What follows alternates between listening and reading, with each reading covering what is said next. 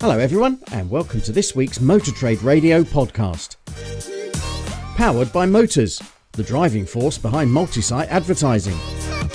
With Philip Nothard and Curtis Hutchinson, bringing you all the chatter that matters. Well, that was Easter, and it looked like you did actually get the weather for your weekend away, Curtis. I know it didn't look too good when we recorded. I think as we went into the bank holiday, it wasn't looking great, but it seems sort of got a bit better apart from the Sunday, didn't it?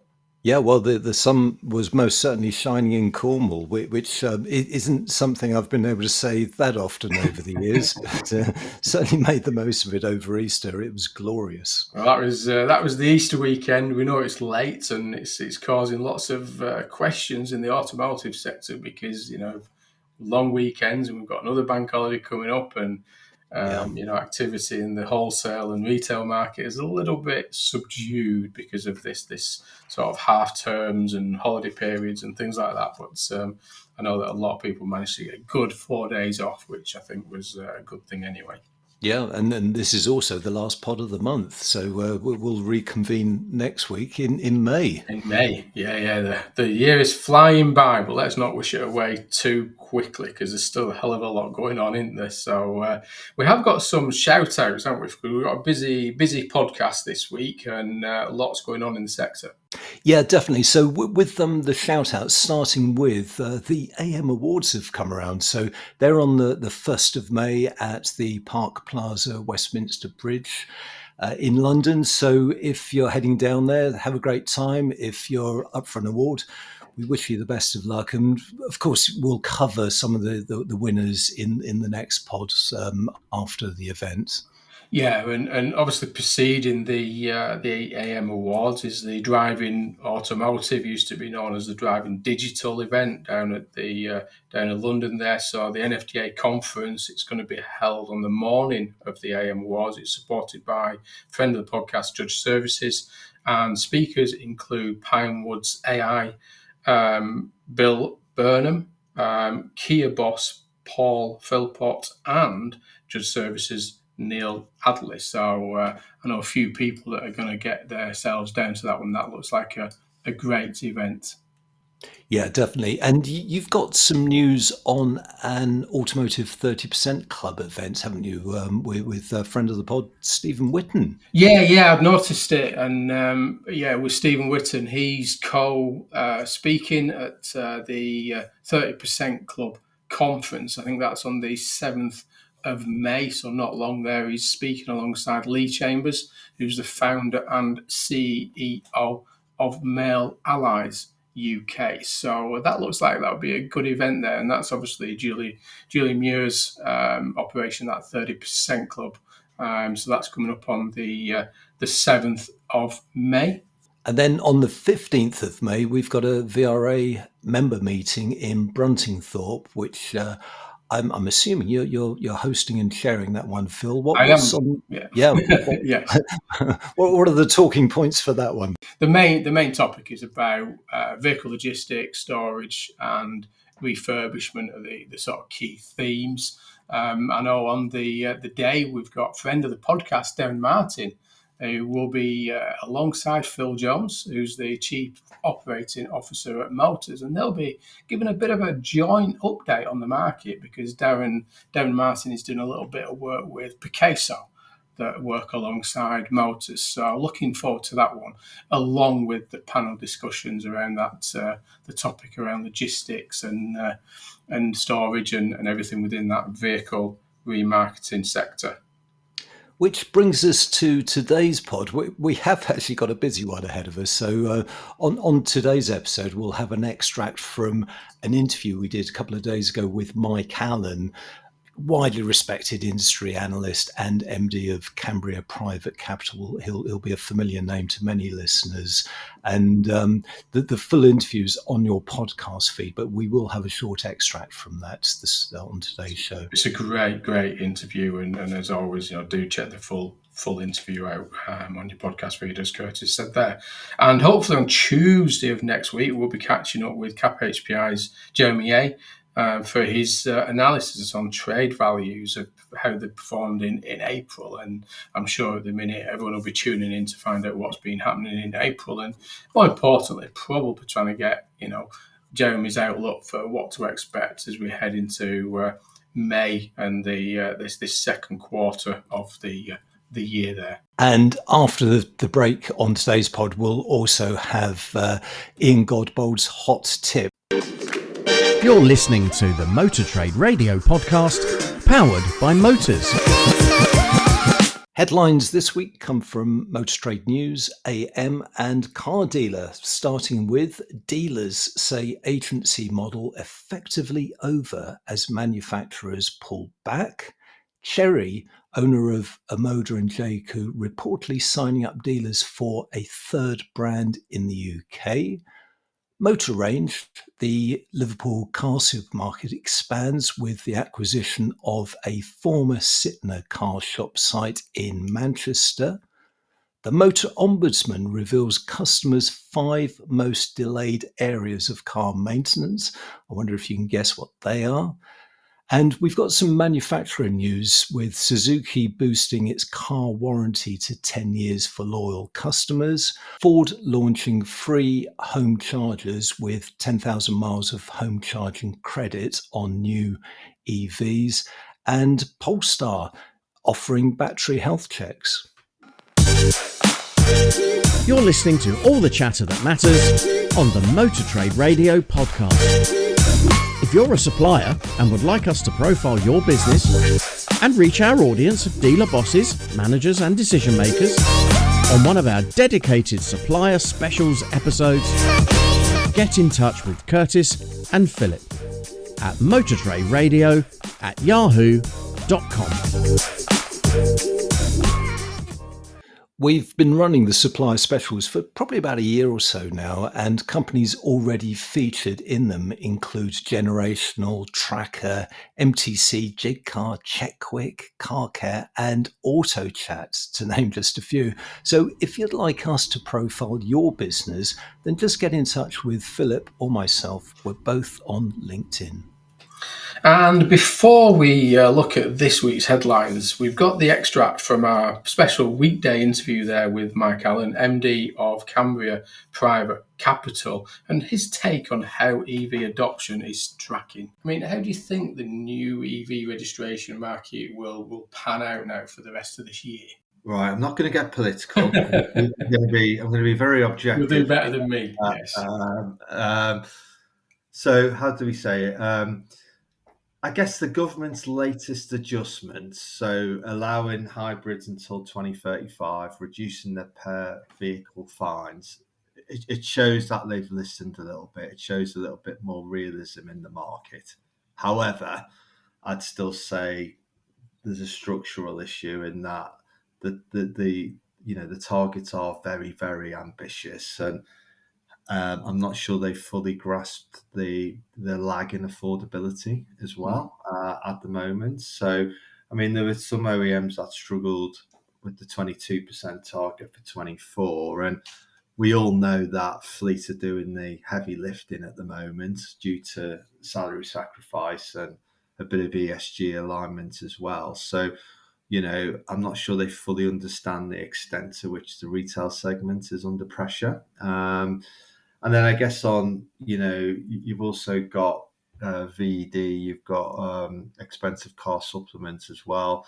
They might not be deal breakers in isolation, but they, if you take them all together, it might erode the economic rationale for early adopters that we need at the moment. And then you've got rising insurance premiums, you've got residual value uncertainty in certain segments of the EV market. So then if you put that all together, you can see why the retail customer might be hesitating with that at the moment. And I'm not sure they fully understand that, if I'm being honest. And I guess from an OEM perspective, they've got to really lean into price-based competition, like we've seen with Tesla before as well. So, that might be required to drive retail demand. So with all of these things, it's not one factor in isolation. It's the it's the market dynamics behind it. But in short, have they done enough? Probably not. I mean, it is interesting because you mentioned there about the VED on the new EVs and the expensive car supplement now being part of that EV buying process. But obviously, earlier you're talking about that affordability. It plays against that affordability message, doesn't it, in terms of this EV adoption? Yeah, that's how I look at the market at the moment. I see all of these factors, and then you still see the price of the cars, and what consumers have to put into them, what the monthly payments are, other factors around the economy as well, which is competing for consumer spend. It's these targets are are going to be tough, and I think everybody knows that, but it's could they have done a bit more?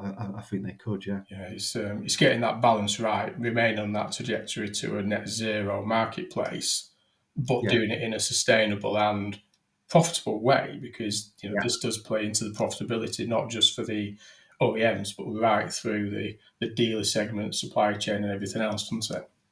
Yeah, exactly that. Well, I think that was only a small snippet from Mike Allen on the full interview there. That, as we said earlier, is on your podcast feed from earlier on in the week. But obviously, getting Mike's view on that ZEV Mandate revision, should we say, putting it politely without getting political again. But obviously, the challenges that the sector faces, particularly this year, going on in the ahead of any long-term changes to that ZEV mandate. Yeah, I mean, Mike did a very good job there, keeping it objective, but you could kind of sense that he was underwhelmed by the changes to the ZEV mandate. But as you say, definitely worth listening to the full interview, because we did actually cover a lot of ground with Mike, and it's all highly topical issues impacting the industry, impacting car retailing. So do check out the full interview.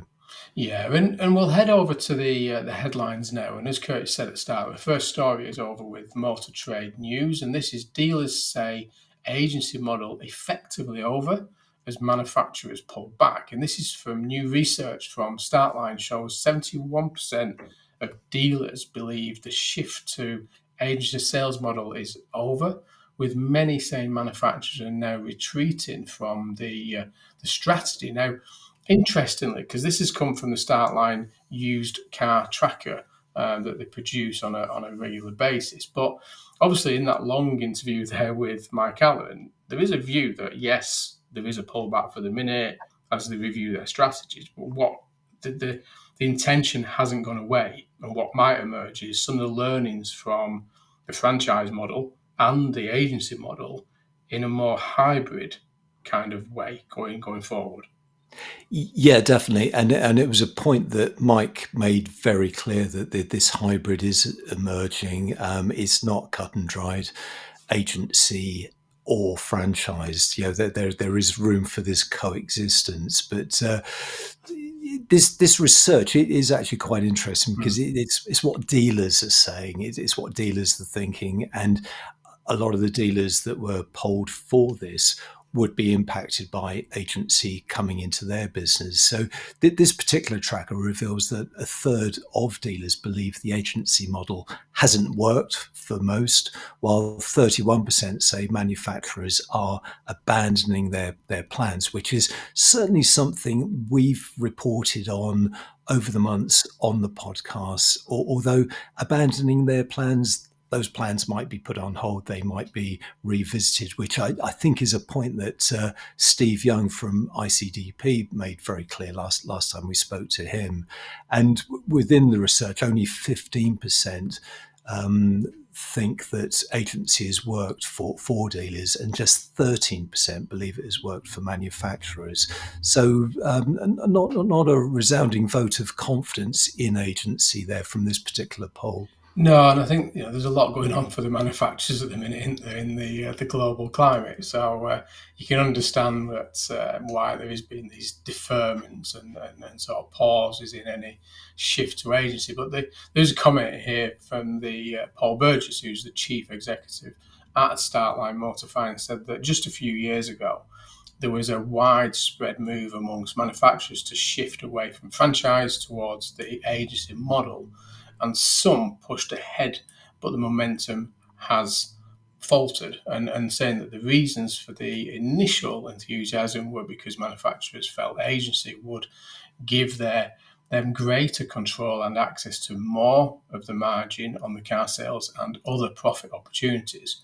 But the reality has often failed to live up to the hype, and a few manufacturers have backtracked and others have quietly abandoned their plans. So again, I don't think it's fully gone away, and I think it'll sort of emerge at some point in the future by some of the manufacturers. But as I say, I think for the minute there is a lot going on that they keep the focus on with other areas.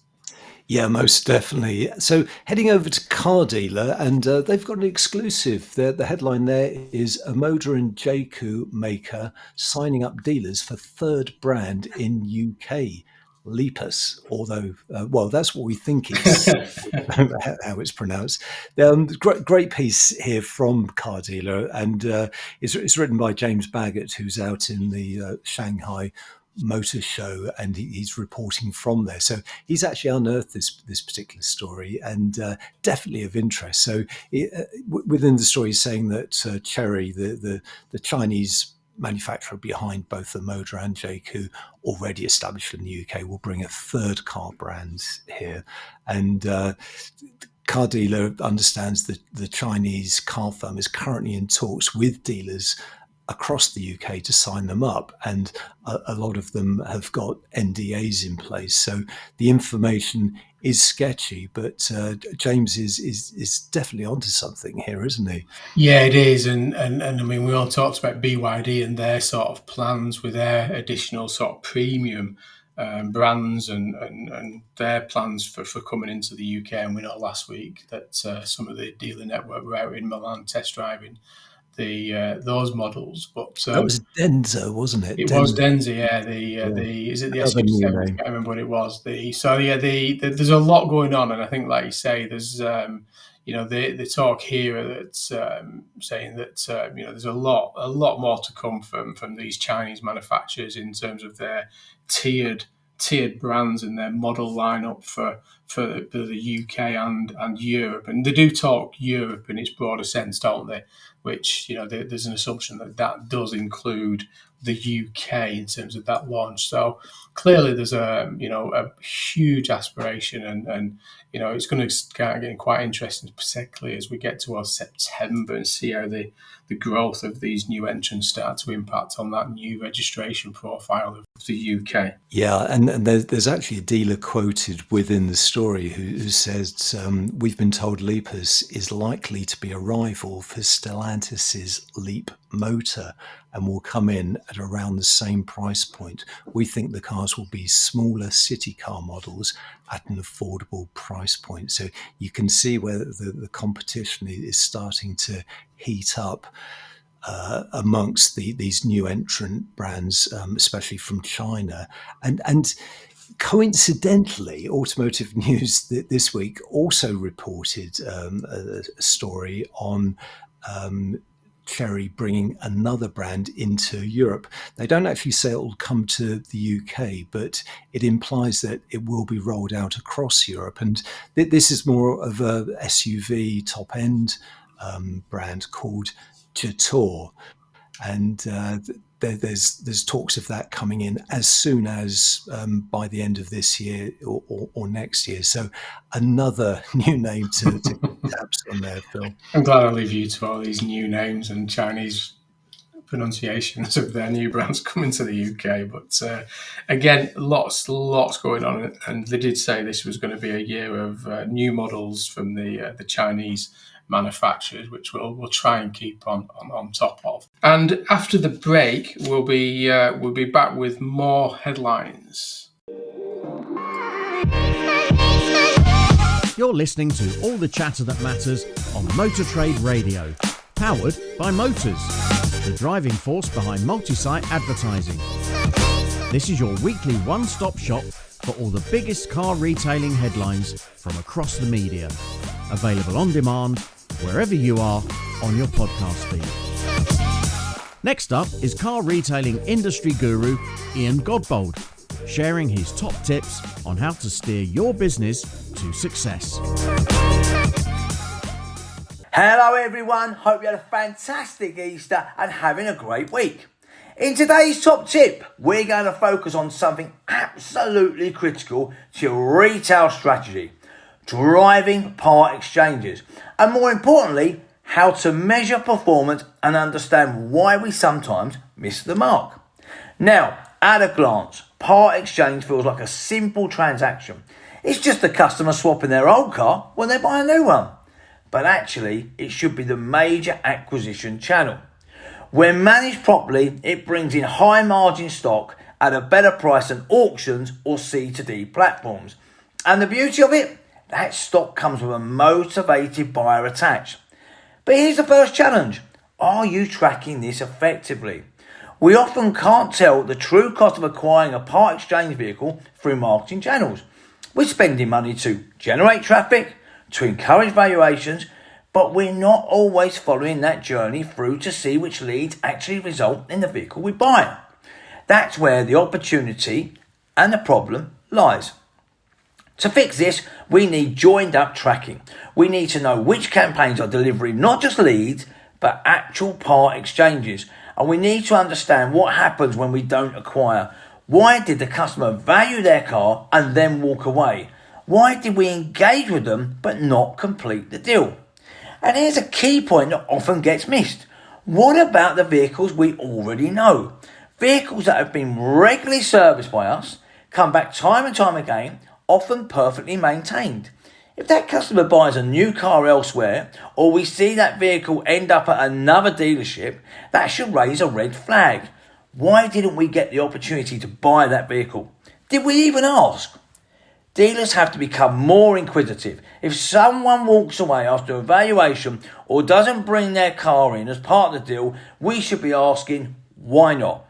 When a lead doesn't convert, that's insight. Through ECRM or follow-up telephone calls, we should be asking, why no Part X? Was the valuation off? Was it confusing? Or did they just change their mind? Leading dealers are now measuring 6 part exchange outcomes. Number 1, sale with no valuation. Well, that's a missed opportunity. Number 2, valuation with no acquisition. That's a conversion issue. Number 3, sale with the Part X, the ideal outcome. Now on the flip, you have number 4, no sale, no valuation. Number 5, no sale, valuation given, but no Part X bought. And number 6, no sale, but still acquired the vehicle. This gives real visibility. We learn which campaigns convert and what stock we're missing. And let's be clear, direct sale platforms are pivoting. They're targeting dealers now, not just consumers, with campaigns designed to keep Part X stock away from showrooms.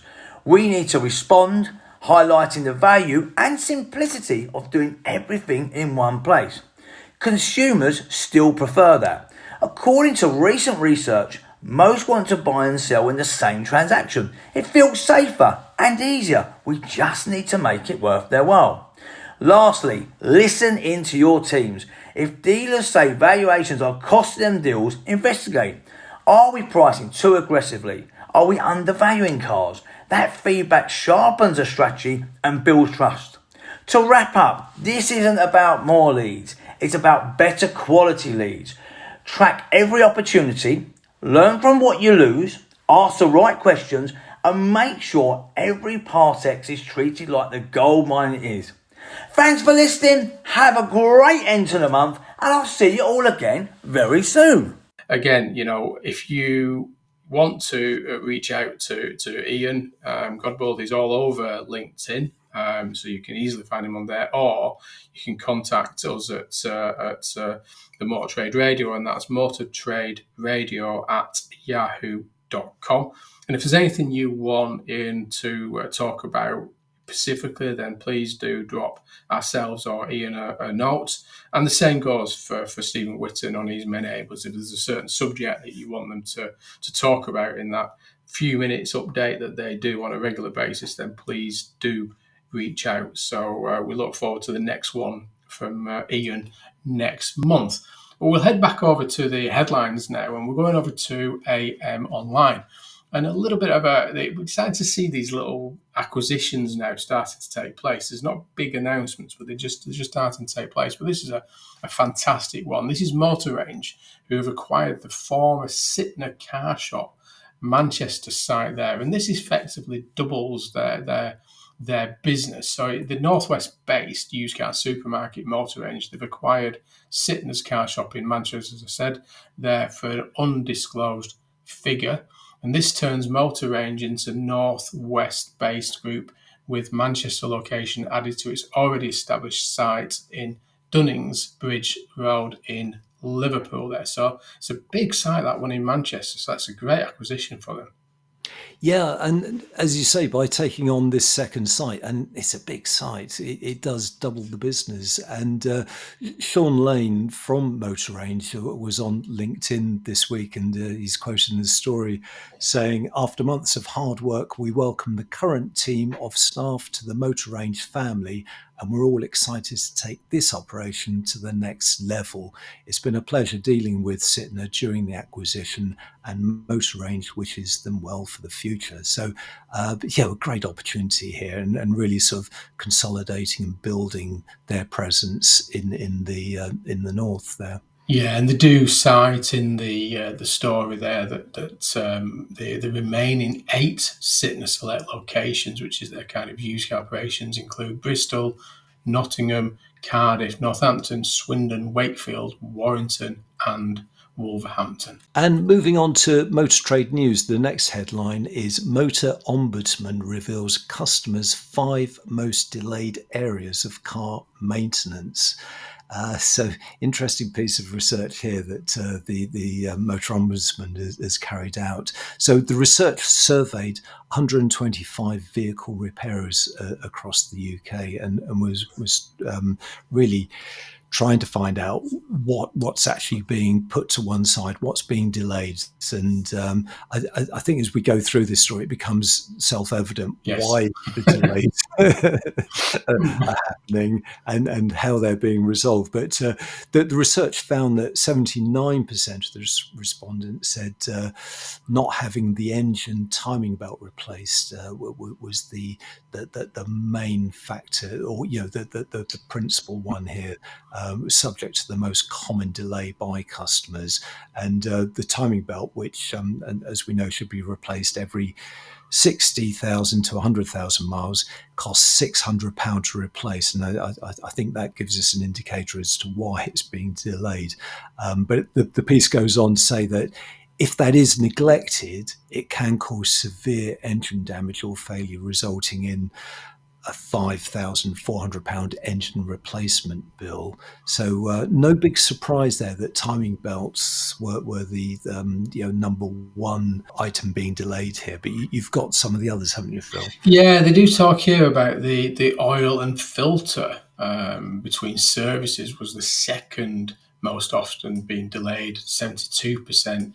And this is cited to be saying that it's perceived to be of a low urgency to the driver. Worn tyres were reported by 58% of respondents, and engine oil leaks were reported by 49%, and replacing worn brake pads by 39%. So clearly, there's a cost against safety here playing into all of this, and delaying this cost until the, as you say there, for that MOT period before they start to do the work. Yeah, and this came out in the research because Bill Fennell, Chief Ombudsman at the Motor Ombudsman, said neglecting repairs can lead to significant damage, legal penalties and safety hazards. But within the research, 71% of respondents, so these are the garages, claim that drivers, owners often delay repairs until they have their MOTs. and are then forced to have the repairs done to get them through the MOT. So the MOT is being the trigger, it's forcing them to act. And 73% said customers typically tend to wait until a fault becomes highly noticeable or impacts driving ability before repairing, which is a bit of a worrying trend. It is, yeah. It feels like Bumper should be doing a bit of promotion around these stats to drive their proposition and to get this into the customers, that don't delay your costs. You can put it onto your credit. But we've covered a few Bumper stories on the podcast, haven't we, over the years. But heading back over to AM Online and a few sort of manufacturer update stories here. That Suzuki boosts car warranty to 10 years for loyal customers. And I think this is a great shift by Suzuki to get their customers back into their dealerships, their after sales marketplace, and then retain them. Because this is basically that they are boosting the service activated warranty program for its customers up to 10 years to continue to support loyal customers who use its franchise dealer network for servicing, and saying that since 2023, the scheme has covered cars for 7 years. And this is basically saying it's going to be launching its UK and Ireland, Republic of Ireland customers from the 11th of May. This is the Suzuki Service Activated Warranty, and it's offered to once that the vehicle reaches the end of the manufacturer warranty for a period of 3 years, 60,000 miles, and is booked in for its next scheduled service within its Suzuki network. This is a great move by Suzuki on this one. It is, because Suzuki really knowing its customers and indeed knowing its dealers. So the customers benefit because, as you say, they get this extended warranty. As long as they have their annual service done by a Suzuki dealer, then it extends to 10 years within their ownership.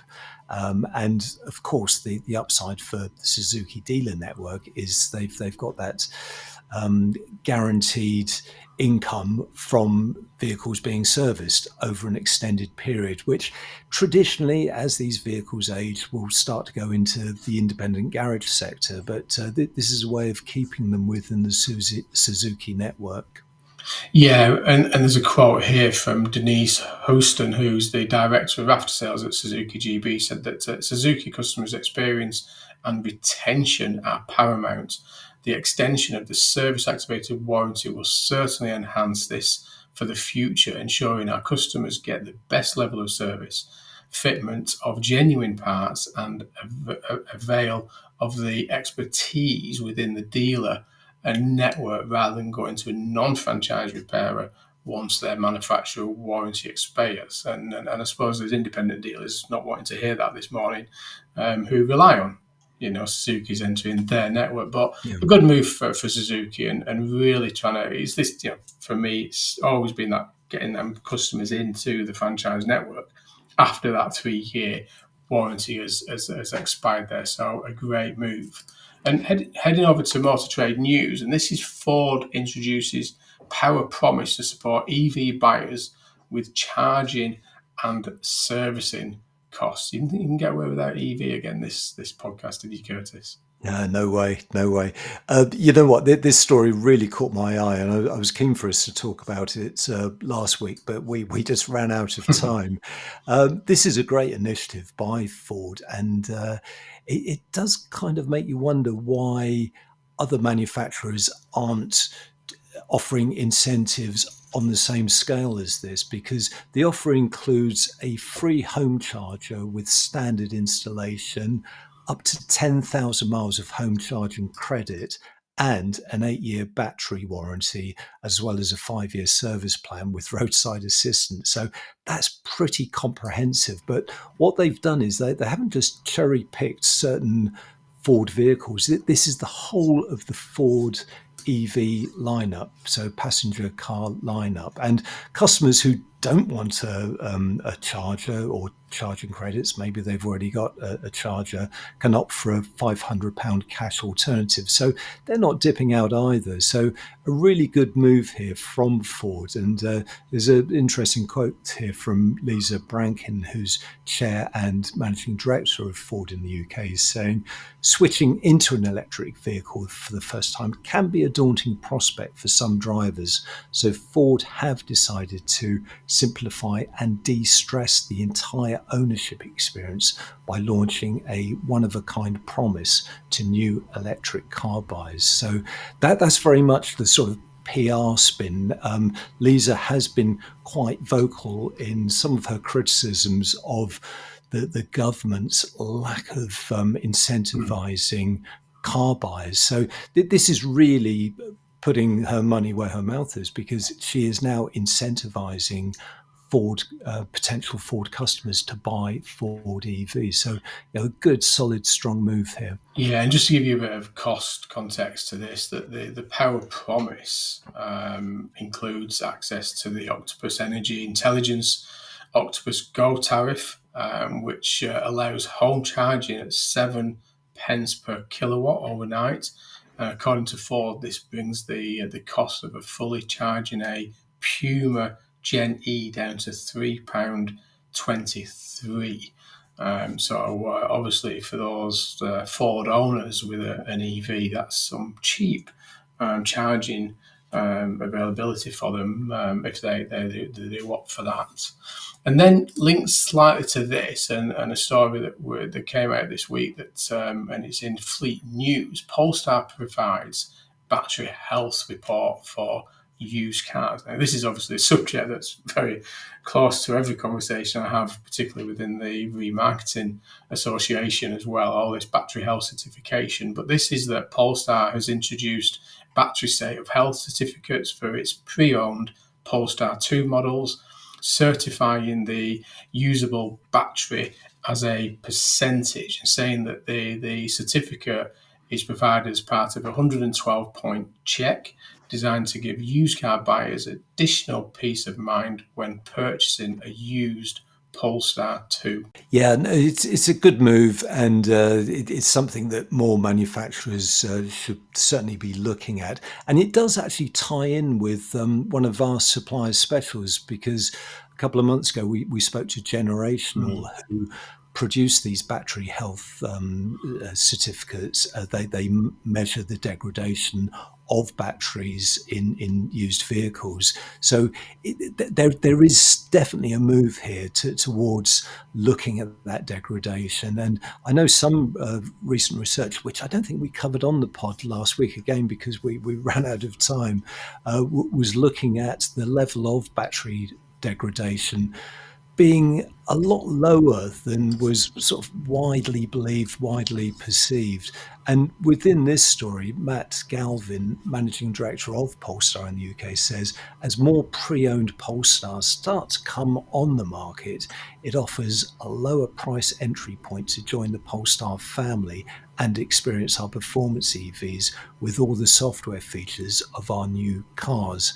And where customers may have been apprehensive about a 5-year-old Polestar and its battery condition, once again, Polestar is giving car buyers transparency and providing peace of mind in the same way we do with our climate impact. So very much, from the car retailer's perspective, it's an awful lot easier to sell one of these used Polestar EVs if it's got some sort of battery health certification showing what its life is. Yeah, and I think you're right. I mean, it is this big question of, whatever's going in the new car space, they've got to get this right in the used vehicle space, because, those that, we've got the volume coming in the used car market, and we've got to get this. And very nicely put that it is about peace of mind. It is that additional peace of mind for the consumer looking at buying a used battery electric vehicle. And as you say there, if you didn't listen to the full interview with Oliver Philpott from Generational, then it'll be on your podcast feed from a month or so ago.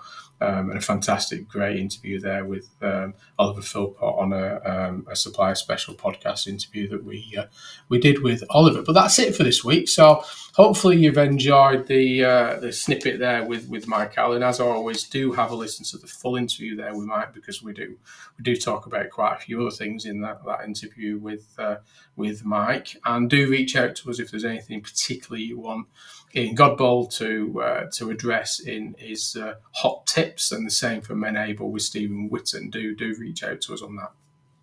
But you know what, Phil, that's all for now. So many thanks for joining us on the Motor Trade Radio podcast. We're back next week with CAP HPI's Jeremy Yeh discussing April's trade values. Until then, it's goodbye from me. And it's goodbye from him. Thank you for listening to the Motor Trade Radio podcast, powered by Motors, the driving force behind multi-site advertising. We'll be sharing all the URLs from this week's headlines on Monday morning. To make sure you receive them, just subscribe to the free newsletter on our LinkedIn page. Just search Motor Trade Radio Podcast.